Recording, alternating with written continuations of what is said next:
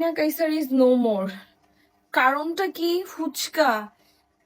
ভাই, ফুচকা তো আমরা মেয়েরা ডেইলি খাই। সামান্য ফুচকা একটা মানুষের প্রাণ নিয়ে নিতে পারে।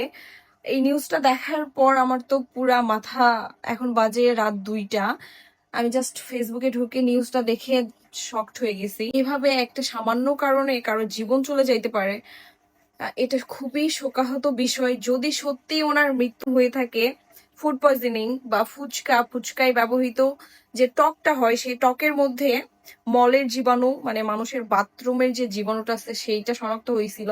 বাট কিছু বিশ্বস্ত সূত্র দাবি করছে যে আসলে শুধুমাত্র ফুচকা খাওয়ার জন্য না, উনি ফ্রেন্ডদের সাথে বাজি ধরে মদ পান করেছিলেন। এক শ্বাসে পুরা বোতল খেয়ে নেওয়ার একটা চ্যালেঞ্জ ছিল 50,000 টাকার। যেই চ্যালেঞ্জ জেতার জন্য উনি পুরা বোতলটা খেয়েছিলেন, আর তারপরে তিনি সেন্সলেস হয়ে যায়। তারপরে এই ঘটনাটা।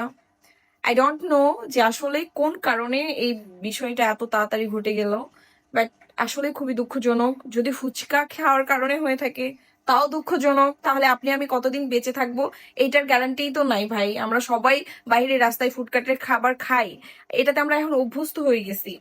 আর যদি বাজির কারণে হয়ে থাকে তাহলে এমন বাজি আর কেউ জীবনে না ধরুক।